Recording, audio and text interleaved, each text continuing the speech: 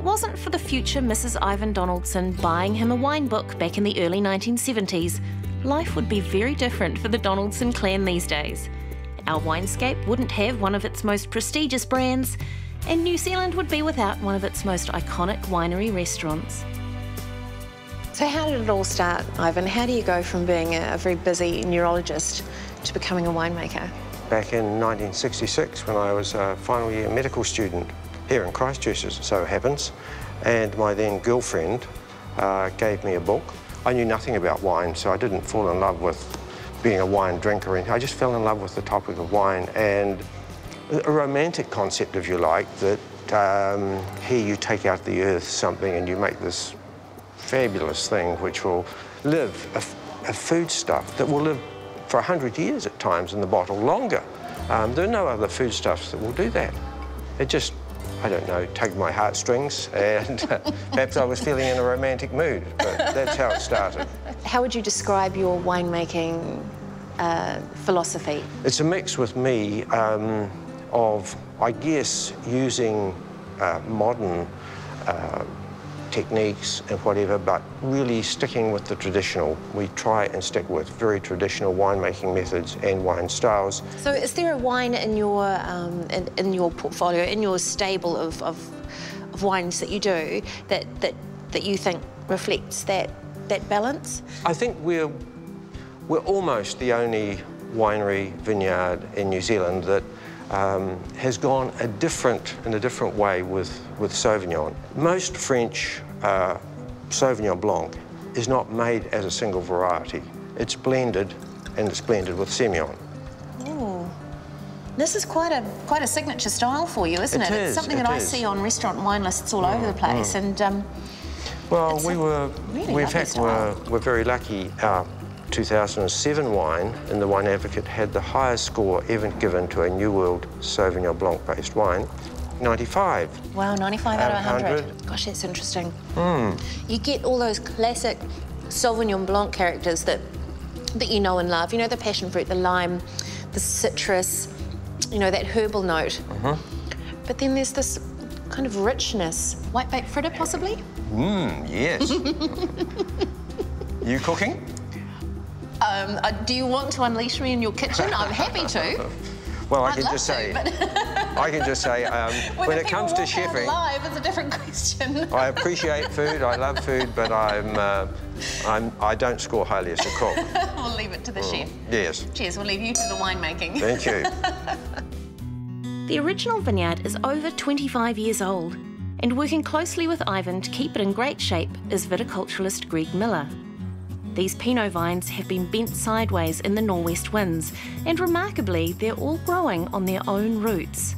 Happens, vines on their own roots tend to produce very small berries compared with grafted vines, and that gives you more concentration of flavour and aroma because it's all in the skin.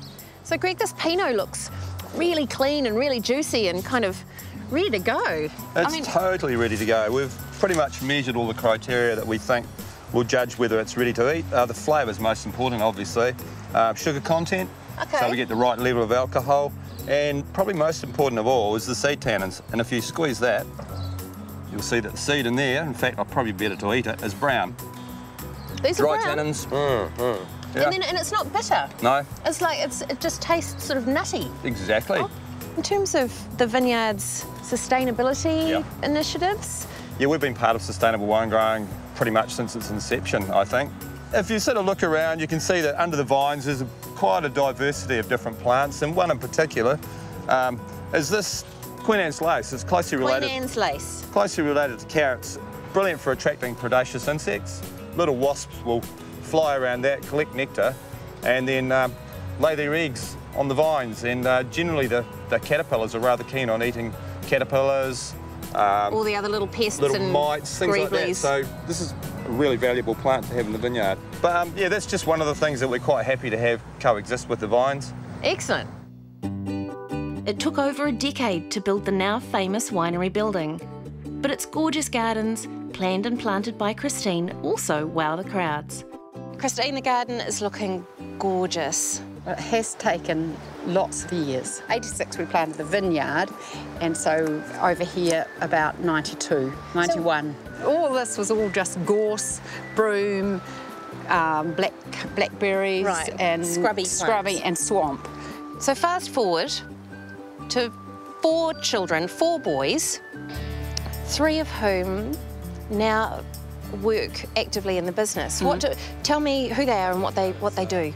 Well, Matthew's the oldest, and he decided, I'm going to be a winemaker. Then Michael got away. He's a lawyer in Galway. He manages to get cases of wine shipped to him. And then Edward, I mean, he was the most amazing marketer. He was selling all his brother's toys up the street. He could sell French letters to a nun. I love it. So he decided then he'd do marketing. Brilliant. And then there's our little Paul, who is not very little. He's our baby, and he did a zoology degree in marine zoology, which his father said you'll never get a job with that. His brothers emailed him and said, look, I think you better start thinking about coming home, and we need somebody to run this business. We don't want to do it. We just want to do what we're doing.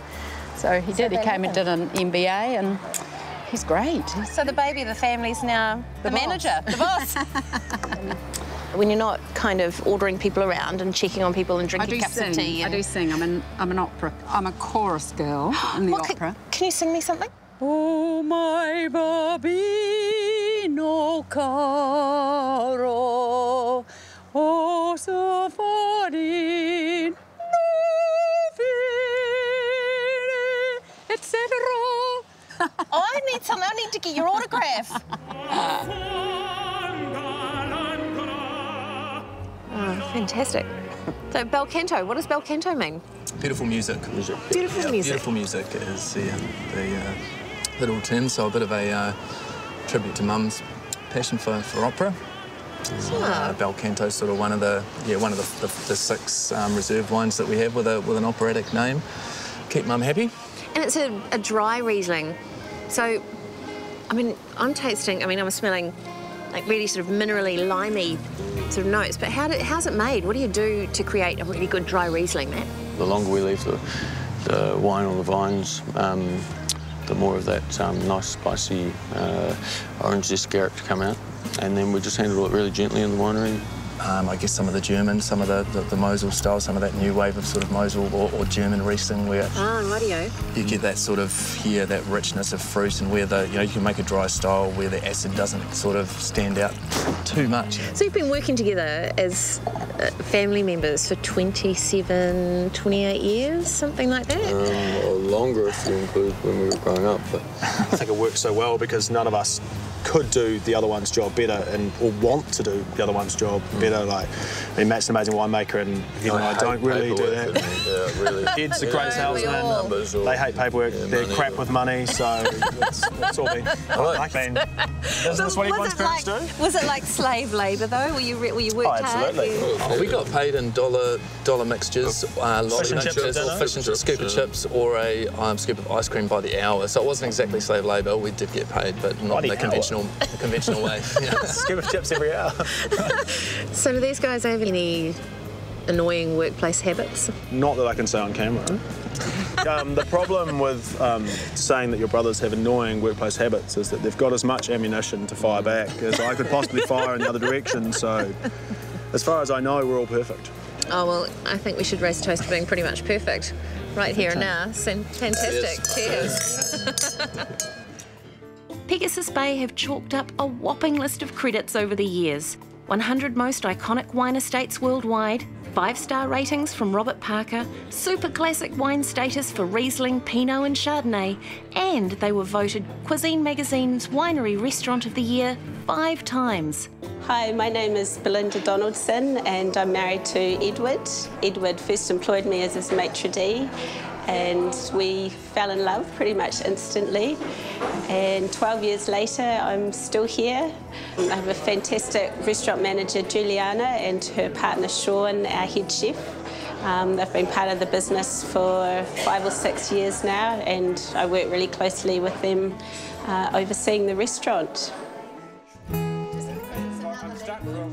which means it must be time for a Donaldson dinner. Okay. And a drop of the famous Pegasus Bay Pinot Noir. So, Belinda, in the restaurant, duck and Pinot, good combination? It's a great combination. What do people say about it? They just love the whole experience. The duck for two is a really popular option for a couple dining for a long, slow lunch. Have a sip of the Pinot and tell me what you think. What comes into your head when you sip that wine? Okay. Spice, plum, raspberries. I find it's got quite a lot of that sort of forest character, forest floor, sort of mushroomy thing going on. A lot of sort of dark red fruit characters. Definitely the dark red fruit. Works really well with the duck, of course. Basic for me expresses what Pinot should be about, and that is really bright, intense fruit, but also a savoury element underneath it. It's just not a simple fruit bomb.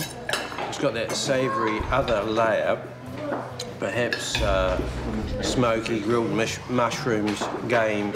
I truly don't think you can go past Oberon Moore's saying French railway stations and women's underwear is Panties, I think. Whatever. Same. It's his that epitomises a really good Burgundy. The 2010 has it's a cooler vintage, so it's got a nice vibrancy of red fruit, dark fruit as well. Nice tannic structure. Needs a bit of time, but it's quite satisfying to drink now with food. And then you put it with this duck, which is kind of Moorish, and the crispy skin and the spiciness and the cherry.